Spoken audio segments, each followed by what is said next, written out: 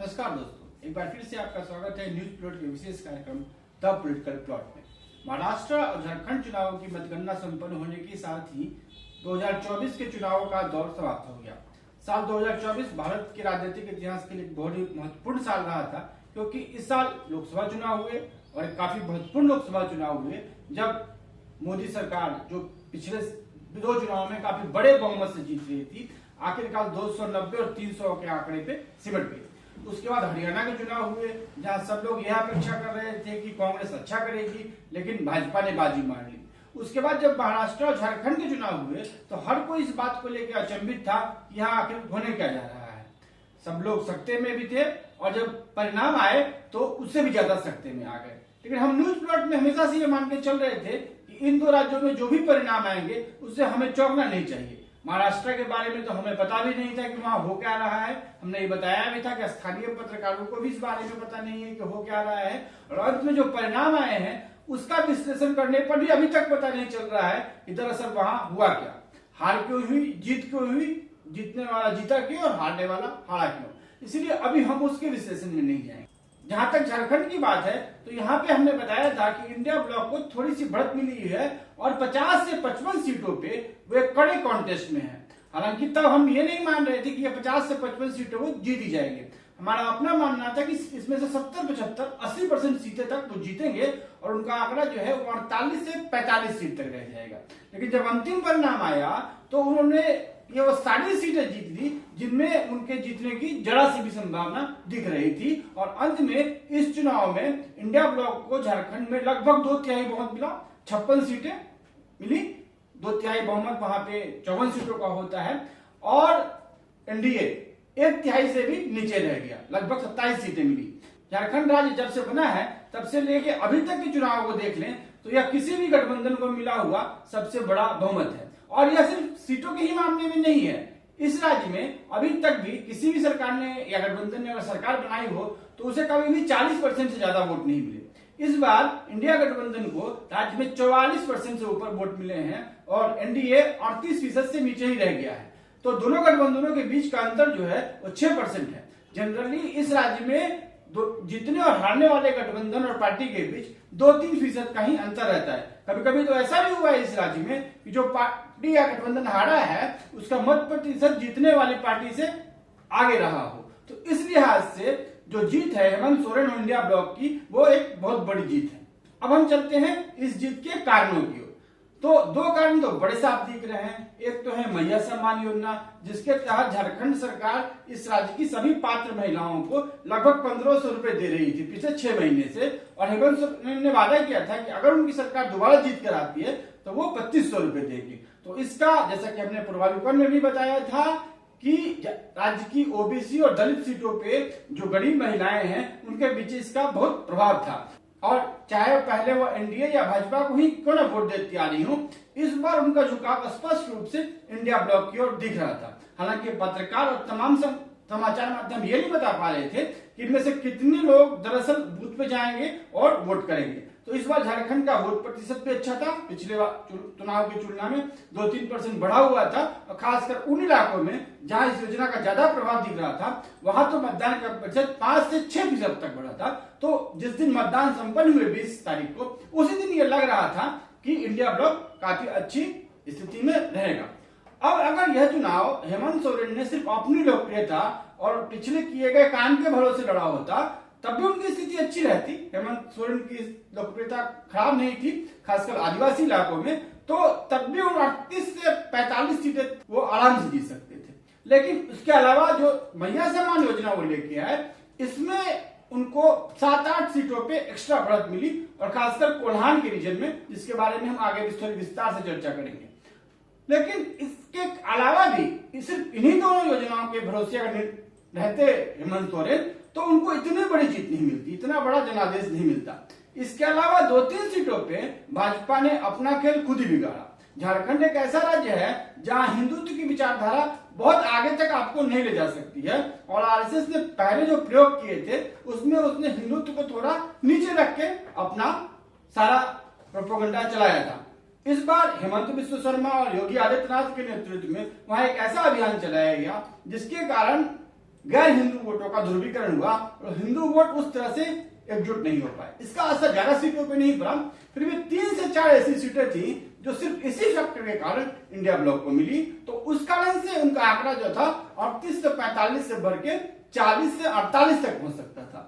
लेकिन इसके बाद एक और बड़ा फैक्टर था जिसने इंडिया ब्लॉक को 56 सीटों तक पहुंचाया, और यह था कि कोल्हान क्षेत्र में, धनबाद गिरिडीह के आसपास में जो क्षेत्र है, वहां पे थोड़ी बहुत ही सही सत्ता विरोधी लहर थी और लगभग आधे से ज्यादा लोग हेमंत सरकार से नाराज चल रहे थे। लेकिन वहां पे जयराम महतो की झारखंड लोकतांत्रिक क्रांतिकारी मोर्चा ने अपना कमाल दिखाया और बहुत ज्यादा तो नहीं कर पाए, लेकिन 9-10 सीटों पे उन्होंने इस तरह से वोट काटे कि अंत में भाजपा और आजसू के लिए वो हार का सबब बनी। इसके बारे में भी हम थोड़ी आगे चर्चा करेंगे, लेकिन आइए सबसे पहले, जैसे कि हमने इस चुनाव के पूर्वावलोकन में किया था, झारखंड के सामाजिक विभाजन को ध्यान में रखते हुए विभिन्न क्षेत्रों की अलग अलग समीक्षा करते हैं। जैसा कि हमने पहले भी बताया था, झारखंड में 27 ऐसी सीटें हैं जो आदिवासी समुदाय के लोगों के लिए आरक्षित हैं और जिन्हें हम एसटी रिजर्व सीटों के नाम से जानते हैं। पिछली बार यूपीए ने, तब इंडिया ब्लॉक नहीं था, झामुमो कांग्रेस राजद का गठबंधन था जिसे यूपीए के नाम से जाना जाता था, यूपीए ने इन 27 में से करीब 24 सीटें जीती थी। 2 सीट भाजपा के पास थी और 1 सीट बंधु तिर्की ने जीती थी, जो बाद में कांग्रेस के पास ही आ गई थी। तो हम मान सकते हैं कि इस इलाके में कांग्रेस झामुमो के पास करीब 25 सीटें थी। अब हमें लग रहा था कि 25 सीटों का आंकड़ा छूने में इंडिया ब्लॉक को कठिनाई होगी, खासकर झारखंड मुक्ति मोर्चा, जिसके 3-4 बड़े नेता भाजपा में जा चुके थे, उनको दिक्कत होने वाली थी, क्योंकि इन सीटों पे उसे रिप्लेसमेंट के लिए उम्मीदवार भी नहीं मिल रहे थे। तो हमारा अनुमान यह था कि हो सकता है कि उसमें से वो 2 या 3 सीटें हार जाएं।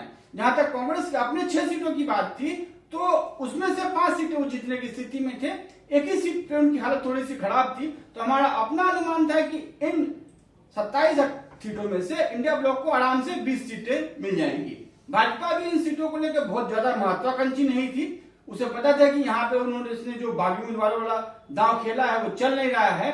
तो भाजपा का अंत तक आते आते ये दावा रह गया था कि अगर हम 8 सीटें जीतने आदिवासी सीटों में से तो हमारे लिए काफी रहेंगी। लेकिन अंत में जो नतीजा आया, उसने भाजपा की रही सही उम्मीदों पर भी पानी फेर दिया। वो इन 27 आदिवासी सीटों में से सिर्फ 1 सीट जीत सकी, और वो इसलिए क्योंकि सरायकेला सीट, जहां पे पहले झारखंड के मुख्यमंत्री रहे चंपई सोरेन चुनाव लड़ रहे थे, झामुमो से भाजपा में आ गए थे, उन्होंने अपनी सीट बरकरार रखी।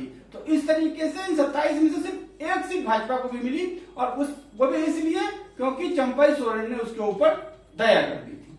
तो ये आदिवासी सीटों पे भाजपा की बड़ी हार हुई और बहुमत से तक पहुंचने का जो उनका रास्ता था वो इन्हीं सीटों पे ब्लॉक हो गया। हालांकि ये भाजपा की हार है, लेकिन उससे भी बड़ी हार आरएसएस की है। क्यों है उसके बारे में हम आगे बात करेंगे, लेकिन अभी हम आदिवासी सीटों पे ही जो आंकड़े आए हैं चुनाव परिणाम के, उनकी थोड़ी सी विस्तार से जांच कर ले। तो इन 27 सीटों में 17 सीटें ऐसी थी जहां पे इंडिया ब्लॉक को 50% से ज्यादा वोट मिले। किसी भी चुनाव में अब किसी भी दल या गठबंधन को 50% से ज्यादा वोट मिले तो वो सीट हारेगा नहीं, तो सब जानते हैं। इसके अलावा 4 ऐसी सीटें थी जहां भाजपा और झामुमो गठबंधन को 47% से ऊपर वोट मिले। हमारा अपना डेटा बताता है कि अगर 47% से ऊपर वोट किसी सीट पे ले आते हैं तो 90% मामले में ऐसी सीट हारते नहीं है। 100 में 1, 2, 3 मामलों में आप हार जाएं, लेकिन 90 से 95% मामलों में आप ऐसी सीटें हारते नहीं है। तो 21 सीटों पे इंडिया ब्लॉक की जीत लगभग सुनिश्चित थी। अब दूसरी तरफ अगर हम एनडीए को देख लें तो उसने सिर्फ 1 सीट जीती, जिस पर इसको 43-44% के आसपास वोट मिले। इसके अलावा इसके पास सिर्फ 4 ऐसी सीटें थी जिसपे इसको 40% से ऊपर वोट मिले, और इनमें से 16 सीटों पे उसका जो आंकड़ा था वो 35% से भी कम था। 35% से कम अगर आपका वोट हो जाता है तो आप तिकोने मुकाबले में भी कोई सीट नहीं जीत सकते, सीधे मुकाबले की तो बात ही छोड़ दीजिए। तो अगर हम कुल मिलाकर इन 27 सीटों की बात करें तो यहाँ पे इंडिया ब्लॉक और भाजपा के वोटों में एक बड़ा अंतर था। इंडिया ब्लॉक को इन 27 सीटों में लगभग 56% वोट मिले और भाजपा को सिर्फ 34% मिले वोट। तो 22% वोटों का जो ये अंतर है, इसको पाटना आसान नहीं है भाजपा के लिए। और यह पहली बार नहीं हुआ है, यह लगभग तीसरा चुनाव है जब भाजपा हारी है और हर चुनाव में उसका हार का अंतर बढ़ता ही जा रहा है। आदिवासी सीटों पे जो समस्या थी झारखंड में वो बद से बदतर होती जा रही है और इसके लिए जो उसने शॉर्टकट्स अपनाए थे वो उसके किसी काम नहीं आ रहे हैं। अब आदिवासी सीटों के बाद हम आते हैं दलित समुदाय के लिए आरक्षित सीटों की, जिसे हम एसटी रिजर्व सीटों के नाम से जानते हैं। झारखंड में कुल ऐसी 10 सीटें हैं। पिछले चुनाव में एनडीए की हार हुई थी, राज्य भर में करीब 12 से 15 सीटों का नुकसान हुआ था एनडीए को, लेकिन फिर भी 80 सीटों पे उसने अपनी पकड़ बनाए रखी थी और 10 में से 7 सीटें जीती थी। इस बार वो उम्मीद कर रहे थे कि 7 या हो सकता है 8 भी सीटें जीत लें, पर जब अंतिम नतीजा आया तो अपनी जीती हुई 7 में से 4 सीटें उसने गंवा दी। उसमें से 2 सीट उससे कांग्रेस ने सीट जीती, जिनमें कांके की वह सीट भी शामिल है जिसपे मध्यम वर्ग की आबादी वाला जो मतदाता समूह है वो अच्छी खासी संख्या में है। यह रांची शहर से सटी हुई सीट है और यहाँ पे भाजपा का जो मूल आधार वर्ग है उसकी अच्छी खासी आबादी है, उसके बावजूद वो कांके की सीट हार गई। छतरपुर की सीट भी हार गई और इसके अलावा राजद ने देवघर की सुरक्षित सीट उससे छीन ली। झामुमो के पास पहले से ही जुगसलाई की एक दलितों के लिए आरक्षित सीट थी और इसके अलावा उसने चंदन क्यारी जो कुल्हान इलाके में आता है वहां की एससी सीट भी भाजपा से छीन ली। अब एनडीए इस इलाके में बराबरी सिर्फ इसलिए हासिल कर पाया क्योंकि चिराग पासवान की लोजपा ने राजद को चतरा में हराकर उससे यह सीट जीत ली।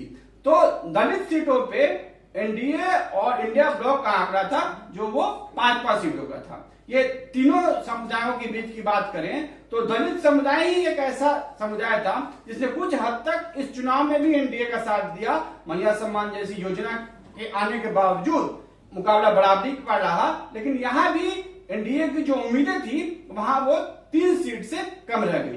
तो बहुमत पाने के लिए जो 8-7 सीटें उसकी एसटी आरक्षित सीटों पे कम हो गई और 3 सीटें कम हो गई दलितों के लिए आरक्षित सीटों पे। तो कुल मिलाकर उनको इन्हीं 2 श्रेणियों में लगभग 10 सीटों का घाटा हो गया। अब अगर झारखंड की आरक्षित सीटों की बात करें तो आदिवासी और दलित समुदाय को मिलाकर 37 आरक्षित सीटें हैं। इनमें से सिर्फ 6 पे भाजपा को जीत मिली और बाकी 31 सीटें झामुमो और कांग्रेस के गठबंधन को, जिसमें राजद भी शामिल थी, मिली। हालांकि राजद ने इस पूरे 37 में से 1 ही सीट जीती, इसलिए हमें इस जीत को झामुमो और कांग्रेस गठबंधन की ही जीत मानेंगे।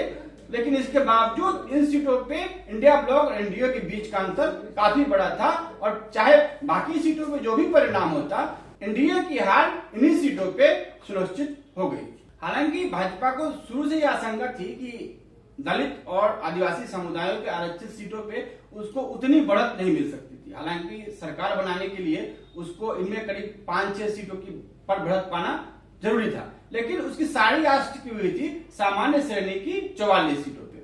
यहाँ पे भाजपा ने पिछली बार 16 सीटें जीती थी, 2 सीटें आजसू के पास थी, लगभग 4 ऐसे विधायक थे इन सीटों पे जो पिछली बार अन्य दलों के से या निर्दलीय चुनाव जीत कर आए थे और इस बार एनडीए गठबंधन का हिस्सा थी। तो लगभग 22 सीटों पे वो बचाव वाली स्थिति में थी। अपना जो शुरुआती आंकड़ा था उनका वो करीब 28 से 30 सीटों का था। वे मानते थे कि सामान्य श्रेणी की 44 सीटों में से अगर हम 28 से 30 सीटें जीतते तो राज्य में अपनी सरकार बना सकते हैं। लेकिन जब अंतिम परिणाम आया तो वे एकदम से भौचक रह गए। भाजपा ने इस बार भी 16 सीटें जीती। हालांकि 16 सीटें जीतना उसके लिए कोई उपलब्धि नहीं थी। जब आप एक विपक्षी पार्टी हैं तो ये आपसे अपेक्षा की जाती है कि उन क्षेत्रों में जो आपका गढ़ माने जाते हैं वहां न सिर्फ आप अपनी पिछली सीटें बचाएं बल्कि ज्यादा से ज्यादा सीटें एक्स्ट्रा हासिल करें जिससे कि आपको राज्य की सत्ता वापस मिल सके, और इसमें भाजपा पूरी तरह से विफल रही। अब अगर भाजपा की बात करें तो हालांकि वो सामान्य सीटों पे अपनी 16 की 16 सीटें बरकरार रखने में सक्षम हो गए, लेकिन इनमें से 4 तो ऐसी भी सीटें थी जो उनके पास विपक्षी विधायकों के जरिए आई थी और ये 4 सीटें वो हार गए। इसके अलावा आजसू जिसके पास सामान्य श्रेणी की 2 सीटें थी वो भी इन दोनों सीटों का हार गया और सिर्फ 1 सीट जीत सकता। शरीर राय जो पहले निर्दलीय विधायक के रूप में जमशेदपुर पश्चिम से जीते थे, इस बार जदयू का टिकट पर लड़ रहे थे और वो चुनाव जीते। तो इस तरीके से भाजपा इन सीटों में भाजपा सामान्य श्रेणी की सीटों में से सिर्फ 18 पे सीमित रह गई। अब दूसरी तरफ अगर इंडिया ब्लॉक की बात करें तो झारखंड मुक्ति मोर्चा के पास सामान्य श्रेणी की 9 सीटें थी। हमारा अपना मानना था कि ये 9 की 9 सीटें बरकरार रखना उसके लिए थोड़ी सी मुश्किल होगी, क्योंकि कई लगभग 5 सीटों पे झारखंड मुक्ति मोर्चा द्वारा जीती गई लगभग 5 सीटों पे पिछली बार जो आजसू और भाजपा को वोट मिला था वो झारखंड मुक्ति मोर्चा से करीब 7 से 8% ज्यादा था। लेकिन इस चुनाव में झारखंड मुक्ति मोर्चा ने न सिर्फ सामान्य श्रेणी की अपनी 9 सीटों को बरकरार रखा, बल्कि उसने इन सीटों की संख्या बढ़ाकर 12 कर दी। इस बार झारखंड मुक्ति मोर्चा को सामान्य श्रेणी में लगभग 12 सीटें मिली हैं। उसी तरह से कांग्रेस की बात करें तो उसके सामने मुसीबत और बड़ी थी। पिछली बार कांग्रेस को सामान्य श्रेणी की 10 सीटें मिली थी और इन 10 सीटों में से 6 पे भाजपा और आजसू का जो मिला जुला वोट था वो कांग्रेस के वोट से काफी अधिक था, करीब करीब हर सीट पे 20-25 हजार तक अधिक था। तो हम अपनी ये उम्मीद कर रहे थे कि कांग्रेस इसमें से कम 4 सीट तो वो हारी जाएगी और वो 4 सीट हारेगी। लेकिन इसके बावजूद उसने भाजपा से कई सारी सीटें छीनी और जिसकी बदौलत इस बार भी वो सामान्य श्रेणी की 8 सीटें जीतने में सक्सेस रही। तो कांग्रेस ने अपनी पिछली 16 सीटें बरकरार रखी, जिसमें 8 सीटें सामान्य श्रेणी की थी, 2 सीटें दलित समुदाय के लिए आरक्षित सीटें जीती उसने, सामान्य सीटों में जो उसको नुकसान हुआ उसकी भरपाई करी उसने, और 6 की 6 आदिवासी समुदाय की सीटें आरक्षित रखी। तो हालांकि थोड़ा बहुत नुकसान हुआ कांग्रेस को, लेकिन उतना नुकसान नहीं हुआ सामान्य क्षेत्रों में जितनी की हम अपेक्षा कर रहे थे। और इसको सबसे बड़ी जीत मिली बोकारो में। बोकारो एक ऐसा विधानसभा क्षेत्र है जो मुख्य रूप से भाजपा के आधार वर्ग का ही क्षेत्र माना जाता है और पिछले कई चुनाव में भाजपा के उम्मीदवार वहां से जीतते रहे हैं। लेकिन इस बार कांग्रेस ने वहां भी भाजपा को पटखनी दी और यह झारखंड में बीजेपी के लिए सबसे बड़ी हार मानी जा सकती है। अब कांग्रेस की सामान्य सीटों पर जो बढ़त मिली, इसके पीछे कारण है जयराम महतो।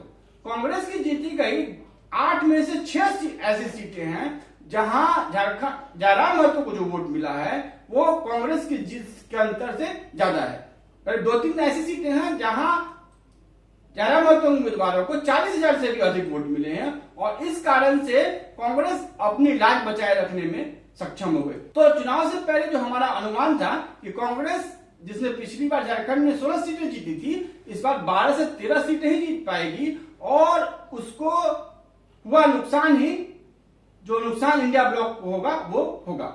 लेकिन क्योंकि कांग्रेस ने अपनी सीटें बरकरार रखी, इसीलिए इंडिया ब्लॉक को कोई नुकसान नहीं हुआ। इन दोनों पार्टियों के अलावा एक और पार्टी थी सीपीआईएम, जो इस बार नई इंडिया ब्लॉक में शामिल हुई थी। पिछले बार उसने अलग चुनाव लड़ा था और 1 सीट पे जीत हासिल की थी और 2 सीटों पे उसके उम्मीदवार दूसरे नंबर पे रहे थे। इस बार चूंकि वो इंडिया ब्लॉक का हिस्सा था तो सब लोग उम्मीद कर रहे थे कि सीपीआईएम अच्छा प्रदर्शन करेगी, पिछली बार से अच्छा प्रदर्शन करेगी और उसको जो 4 सीटें लड़ने को मिली है उसमें से 2 सीटें तो जीती जाएगी।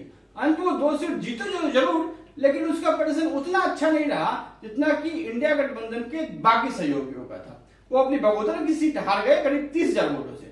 भाजपा ने बगोदर की सीट 30,000 वोटों से जीती, जो इस राज्य में उसको मिली सबसे बड़ी जीतों में से एक थी। इसके अलावा सीपीआईएम ने जो 2 सीटें जीती, निरसा और सिंदरी की, वो इसलिए जीत पाए क्योंकि इन 2 सीटों पे जेल के उम्मीदवार को क्रमशः 15,000 और 40,000 वोट मिले थे।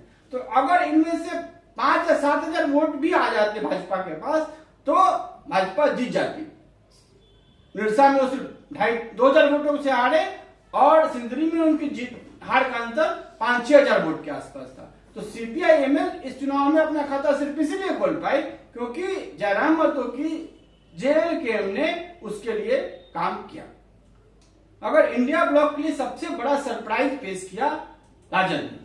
जब राजद को 7 सीटें आवंटित की गई थी इंडिया ब्लॉक के तहत, तो कई लोग मान रहे थे कि ये 7 सीटें तो बहुत है, इनमें से 1 या 2 ही राजद जीत जाए तो वही बहुत होगा। और लोग मान के चल रहे थे कि चुनाव में कांग्रेस और झामुमो 40-42 सीट जीतेगी और सीपीआईएम और राजद मिला के 2-3 सीटें ही जीत पाएंगे। लेकिन जब चुनाव परिणाम आए तो राजद ने सबको चौंका दिया। उसको जो 7 सीटें मिली थी उसमें से 2 तो ऐसी सीटें थी जहां पे इंडिया ब्लॉक के अन्य सहयोगियों ने अपने उम्मीदवार उतार लिए थे। तो कुल मिलाकर राजद 5 सीटों में ही अकेले लड़ रही थी और उन्हीं 5 सीटों में से उसने 4 सीटें जीती। अब इस हिसाब से देखें तो उसका स्ट्राइक रेट झामुमो के बाद इस गठबंधन में सबसे अच्छा है, 80% का स्ट्राइक रेट, खासकर ऐसे राज्य में जहां की उसका ऑर्गेनाइजेशनल स्ट्रेंथ कोई ज्यादा नहीं था। इसके अलावा राजद की जीत की एक खास बात यह है कि जिन सीटों पे राजद को जीत मिली है वहां पे जयराम महतो की जेएलकेएम का ज्यादा प्रभाव नहीं था। सिर्फ एक सीट पर उसको 9000 के आसपास वोट मिले हैं, लेकिन वहां पे राजद की जीत का अंतर करीब 20-22 हजार वोटों का था। तो इस तरह से इस राज्य में राजद ने जेएलकेएम की मदद के बिना भी जीत हासिल की।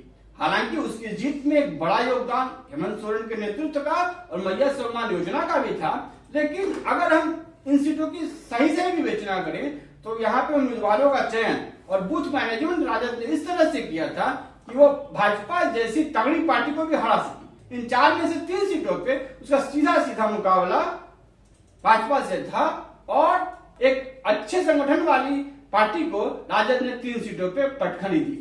अब राजद ने झारखंड में जो प्रदर्शन किया है इसके लिए जो उसके झारखंड के प्रभारी हैं उनको धन्यवाद तो तेजस्वी यादव को देना चाहिए। अभी बिहार में भी विधानसभा के उपचुनाव हुए हैं और वहां राजद 4 की 4 सीटें हार गई। तो झारखंड में जो उसको जीत मिली है, अप्रत्याशित जीत मिली है, उसने इस घाव पे मरहम का काम तो जरूर किया होगा। साथ ही अगर इस झारखंड चुनाव में बिहार की पार्टियों की बात करें तो बिहार की 3 पार्टियां जदयू, लोजपा और राजद दोनों गठबंधनों के हिस्से के रूप में चुनाव लड़ रही थी और उनको जो 10 सीटें आवंटित की गई थी उनमें से 7 पे उन्होंने विजय हासिल की। तमाम मुश्किलों के बावजूद भी जदयू ने 1 सीट जीती और लोजपा ने भी 1 सीट जीती। तो उनका प्रदर्शन भाजपा से अच्छा रहा और आजसू से तो बहुत ही अच्छा रहा। तो हम आगे किसी और वीडियो में इस बारे में बात करेंगे कि बिहार की जो पार्टियां हैं उनका झारखंड की राजनीति में जो वर्चस्व बढ़ रहा है इसके क्या कारण हो सकते हैं और इसके क्या परिणाम होंगे।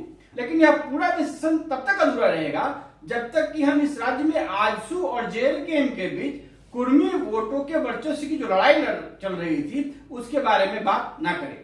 जब चुनाव परिणाम आए तो ऐसा साफ दिखा कि जयराम महतो और जेएलकेएम ने आजसू और सुदेश महतो को बड़ी पटखनी दी है। आजसू ने भी पिछला चुनाव अकेला लड़ा था और तब उसको 2 सीटों पे जीत मिली थी और करीब 7 सीटों पे वो दूसरे नंबर पर रहे थे। इसी आधार पे उनको एनडीए में करीब 10 सीटें मिली और भाजपा ने उनके साथ गठबंधन बनाने के लिए अपनी एक जीती हुई सीट की कुर्बानी दे दी। मांडू की जो सीट भाजपा ने पिछली बार जीती थी उसने इस बार आजसू के साथ गठबंधन की खातिर इस सीट की कुर्बानी दे दी और अंत में आजसू सिर्फ यही एक सीट जीत पाई। उसके उम्मीदवार निर्मल महतो बड़ी मुश्किल से 231 मतों से सीट जीत पाए। तो ये जीत भी हार की तरह ही थी। अगर बात करें बाकी सीटों की तो सिल्ली में आजसू के प्रदेश अध्यक्ष, राष्ट्रीय अध्यक्ष भी कह सकते हैं, सुदेश महतो जो चुनाव लड़ रहे थे वो करीब 24,000 वोटों से हार गए। उसके एक और विधायक लंबोदर महतो जो गोमिया से चुनाव लड़ रहे थे वो पहले स्थान पे भी नहीं रहे, दूसरे स्थान पे भी नहीं रहे, तीसरे स्थान पे रहे और इन दोनों ही सीटों पे जयराम महतो के उम्मीदवार को जितना मत मिला है वो आजसू की हार के अंतर से लगभग दुगुना तिगुना बढ़ा है। इस सीटों पे अगर आजसू क्या 8,000 वोट से हुई है तो जेल के उम्मीदवार को 25,000 वोट मिले हैं। अगर उसकी हार 15,000 वोट से मिली हुई है तो जेल के उम्मीदवार को 40,000 वोट मिले हैं। तो हम ऐसा नहीं मान सकते कि जेएलकेएम और जयराम महतो को जितना वोट मिला है वो सारा का सारा वोट आजसू को ही मिलता। अगर जेएलकेएम इस चुनाव में नहीं होती तो सारा का सारा वोट आजसू को ही मिलता। लेकिन फिर भी इसमें से करीब 35-40% वोट ऐसा था जो आजसू को जाता और तब वो अपनी लड़ी हुई 10 में से 5 सीटें बड़ी आसानी से जीत सकती थी।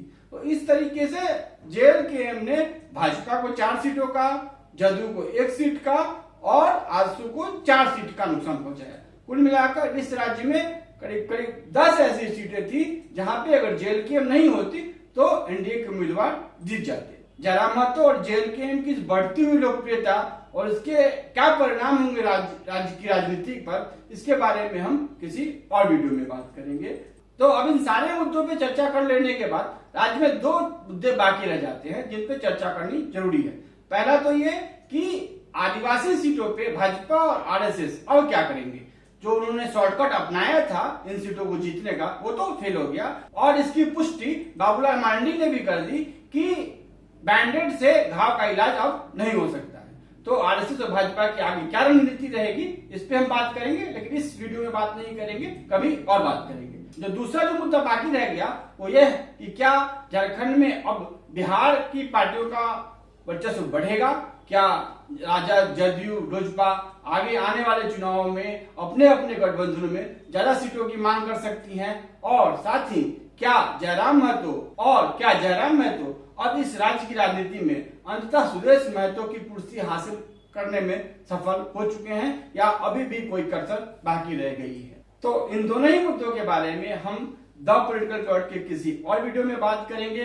तब तक के लिए दीजिए इजाजत, नमस्कार। और ऐसी ही और खबरों के लिए लॉग इन करें हमारी वेबसाइट newsplot.co.in पे।